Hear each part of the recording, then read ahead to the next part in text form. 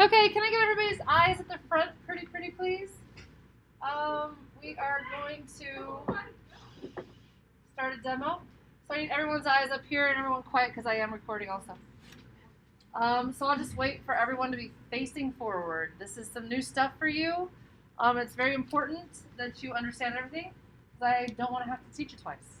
So first thing we need to do is we need to talk about, at this point, everyone's kind of got the arrangement of their piece. Hopefully that's where everyone should be around today. If you haven't yet, then hopefully by the end of the class. So you know actually the imagery, what's going to go where. At this point, you should also have gotten your hand-drawn people. Now, this project, I did not require it the year that I had these examples, but you guys should have some hand-drawn element for your mixed media person. There are 3 different ways I'm going to show you how to add words. So the first one, here's a few examples.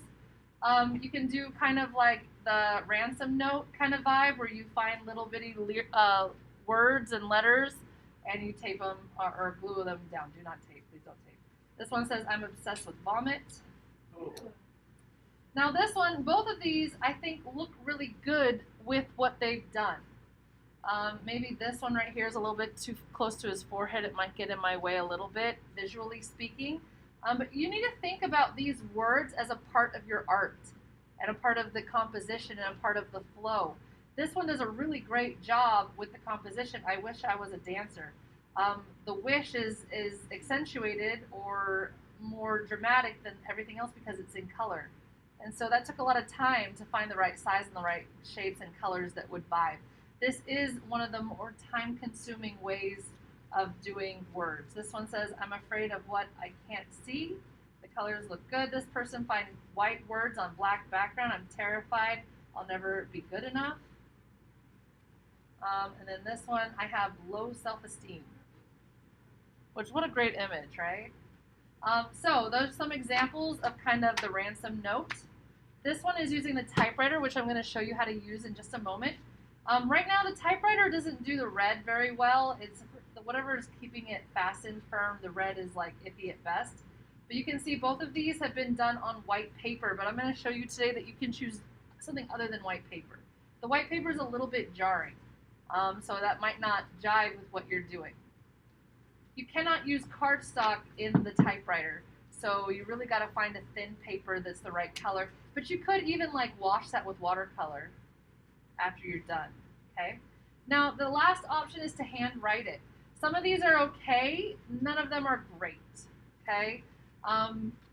If you're going to hand write your words, I don't want you to write it at all. I want you to draw it. I want you to treat every letter, every word as if it is a drawing that you are drawing. It should be intentional, okay? And I'm going to show you a few examples of how to do that. This is really a great place for it. I can read it, it's legible on that end, but it, artistically speaking, is a little bit too simple. It's a little bit, it's like whatever, an afterthought. She makes him happy but is ruining my life. That one's about a stepmother. I'd like to be the bad character in a Disney movie. This one's really nice. The colors work good. It's a silver Sharpie, but it just feels like a teenage girl's handwriting. You know what I'm saying? Like, it is what it is, but it doesn't look awesome. This one's not bad, but it's also just not great. I've never felt loved, that's a great one too. I did this one. This is what I'm looking for. If you're going to write it with your hand, then I want you to make sure that you can actually read it and that it feels like something special. I fall asleep on the toilet every night. Okay? So there's the 3 different examples. Right now, which one are you leaning toward? Are you leaning toward the ransom note? Are you leaning toward something hand-drawn? Are you leaning toward the typewriter? How many of you think you're going to do the ransom note? Find all the little things.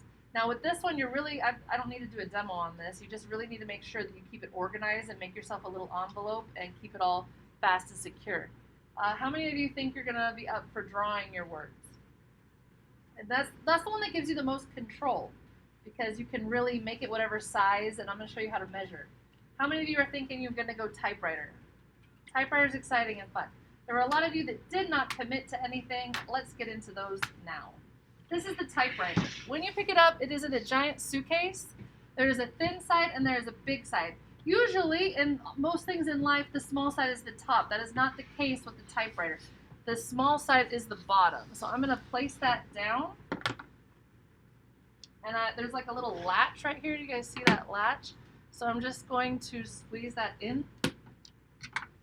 And then I open it up. That stays, oh, let's see. That stays up in the back. Can you guys see that? It's up nice and tall. And this is your typewriter. So what you're going to do is you're going to get a piece of paper. I don't care what kind of paper you choose. It can be anything that you want.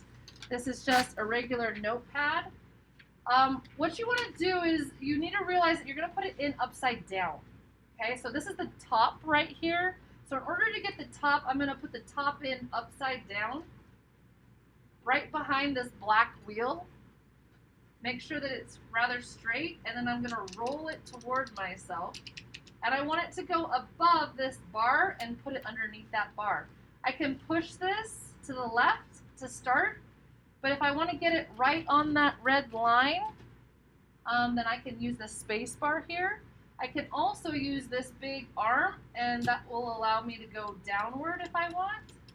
I can use this clamp. There's one on this side and there's one on this side. I can move it anywhere I want while I've got that open. When I let go, it locks. So if you want to get to an area really quick, there it is. Now here's the deal with a typewriter. The harder you press, can you guys see that? It says type. The harder you press, the more dark it's going to be. The darker it's going to be. So see, that time I pressed a lot harder. You could hear it a lot darker. It's literally, it's not a computer. How hard you type is how hard you get. Now there is a ribbon in here that keeps this all secure.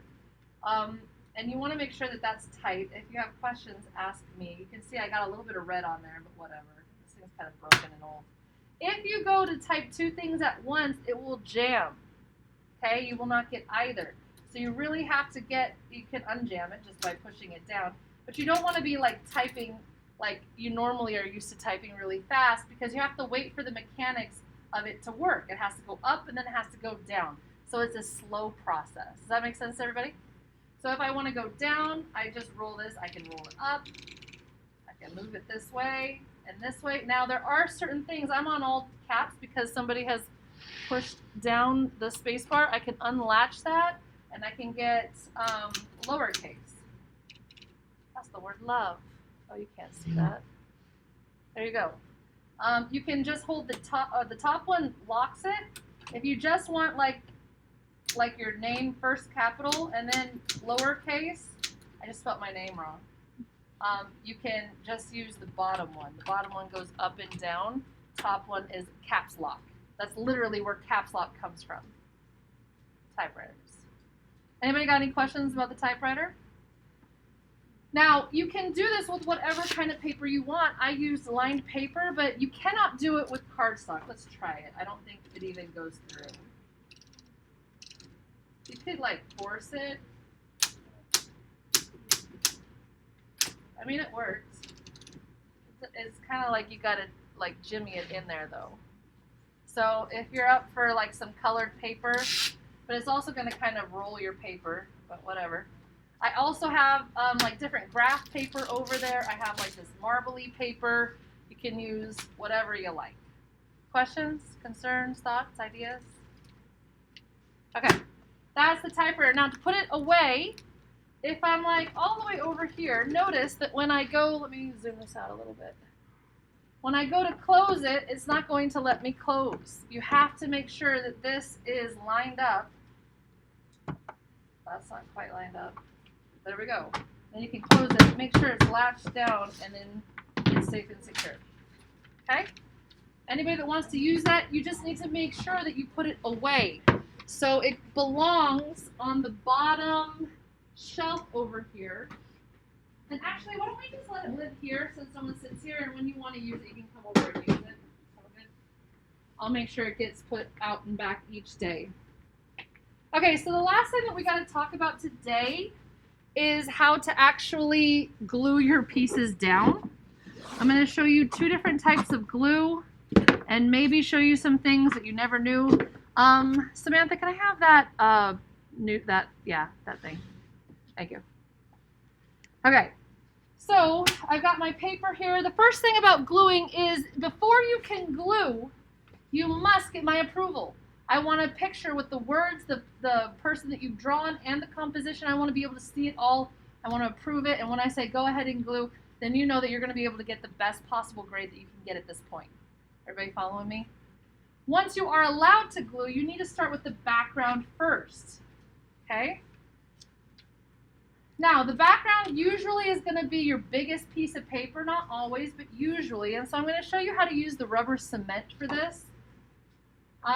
So to use the rubber cement, and this is like, I don't even think, you might get carded, you might not be able to buy it. Some people don't card it because they don't know that it's toxic, but it really is like, it'll kill brain cells, okay?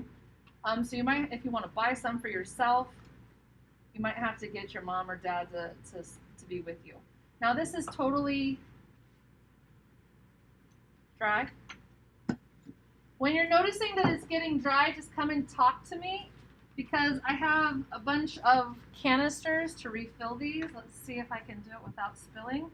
The trick to pouring, this is a life skill, you're welcome, this is for free here. We always want to be really low because, oh shoot, because we're thinking it'll be less of a mess. Does that make sense? But if you actually can have the courage to pour a little bit on the high side, it gets stringy. So it gets thinner. If I'm pouring lower, it gets wider, and then that gets harder for me to get inside of that little hole. So I like to go slow and high, and once I see, I'm going to let it stop there. I am not going to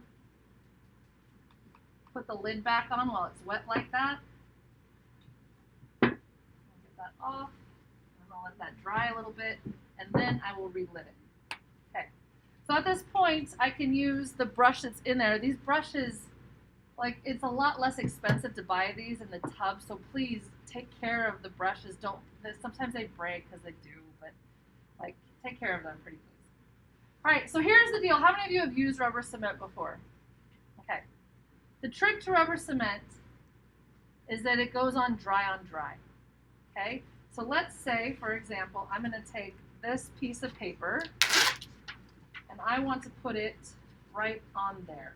Okay, it's already dirty, whatever.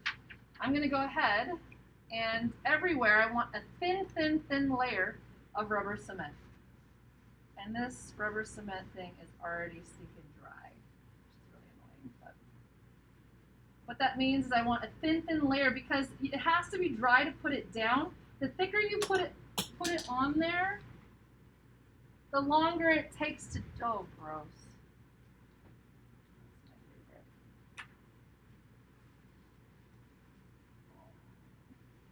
Yeah. Can you do what? No, because we're watching the demo right now. Everybody pay attention. You guys, I would not use this one. It's totally dry and it's hard, but whatever, I'm already in this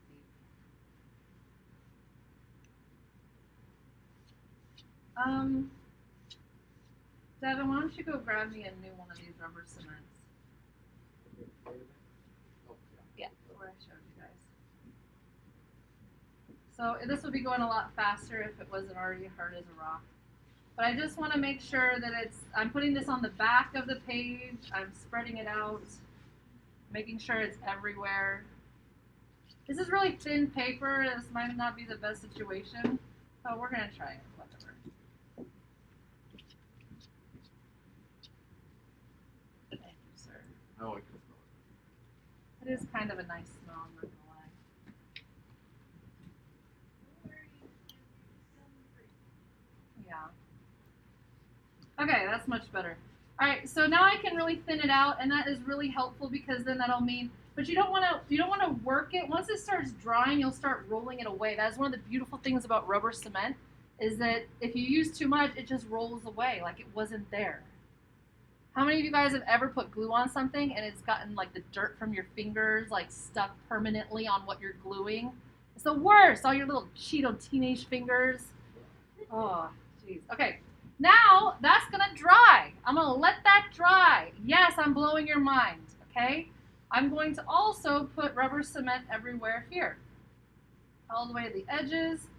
it could put the paper, like a scrap piece of paper underneath there so that if it gets dirty, it's not on the table, but it'll just roll off the table. But it can get dirt in it, and that dirt, you know what I mean, just to stay clean, I'm just gonna put it on like this little piece of paper. Okay, so now that's nice and thin, but it's a clear coat everywhere. I'm gonna let that dry. Now, while this is drying, I'm going to tell you one negative of rubber cement. One of the negatives for rubber cement is that if you're going to use it on cardstock, it does dye the cardstock permanently. But it makes it darker and more rich, which is kind of nice. So if you're going to put it on cardstock, and you're not like, say you want to like glue on this wee little bitty piece of paper, right? There, I'm gonna let that dry. Oh. My table's a mess. Let's say that I'm gonna let that go right there. I'm gonna let this dry.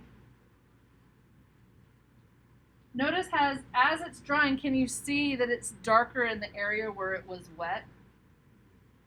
That will end, like I didn't perfectly trace that on there. And even if I had perfectly traced that on there, would I have really gotten it perfectly where I want it to go? Most likely not, okay? So my recommendation is if you're gonna use the colored cardstock, put it everywhere. Just put it everywhere. That way you can't see the edge where it doesn't quite line up. So now this one's dry. I can stick it down. This is a smaller piece. I don't recommend this necessarily for the small pieces. So that's down, dry on dry. It's amazing. Now I'm going to use this rubber cement eraser. You can just use your fingers. If you do decide to use your fingers, make sure that your fingers are clean, and you can just roll it away, and it is totally gone and clean. So fresh and so clean, clean. Look at that. But notice that it did leave a stain where it was. So if I had just put a clean coat on all of it, yeah, it would waste a little bit of rubber cement, but it's better to waste a little bit of rubber cement than ruin your artwork. Does that make sense? Everybody follow me on that? It's magic. Now here's one of the magical things about rubber cement. If you don't mess with it, it'll be there forever. Forever and ever, amen. It's amazing. But if you put something in the wrong place, I use this on your artwork when I take it to galleries. You know when like your teachers like put like a stapler through your artwork and it like drives you crazy? I won't do that. So I use rubber cement on little things, and you can actually peel it away. It's magic, okay? And because that still has rubber cement on there, I can just put it back down again, but only in the area because I rubbed it off mostly. Does that make sense? I already rubbed most of it away. It's magic. Now, small pieces, that's how you do it. Large pieces are a little bit more tricky. It's a little bit more tricky, okay? Because anywhere that rubber is meeting rubber, it's going to stick. Can you imagine how difficult that is to get perfect? So what I'm going to do is I'm going to put a piece of paper, and this is where having it be a little bit bigger than what you want it is really helpful. I'm going to put it just a little bit lower. I'm going to make it stick in that one little area, okay?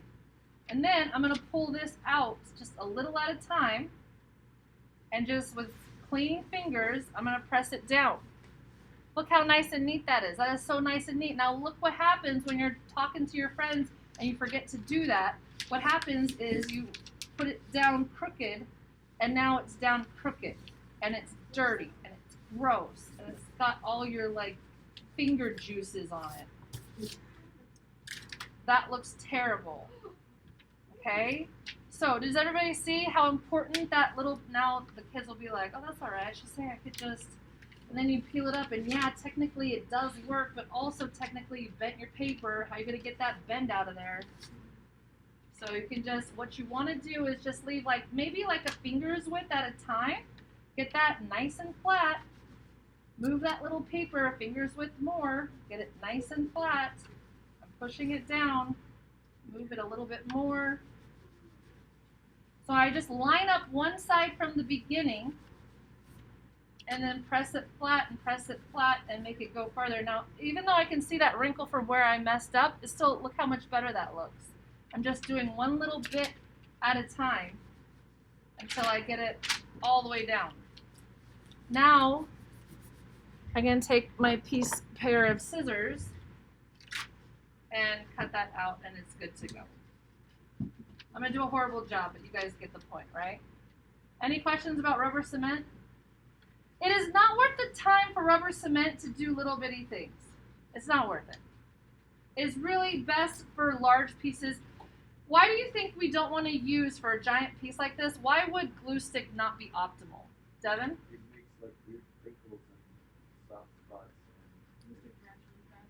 Why does it have all those really horrible little errors and flaws? What is the big deal with rubber cement? Why do you always mess it up? Yeah, glue, that's what I meant, with glue sticks. Because what? You gotta do it fast. Once it dries, it doesn't stick anymore. That's the beauty of rubber cement. You let it dry. You can take your time. You just chill out. You're like, this glue is amazing. Okay? So let's talk about putting on some small pieces with glue stick. Do I have a glue stick? I know I have one. I don't see where it is. Do you see it? Oh, it's right there. Thank you. Okay, so if you're going to glue stick something down,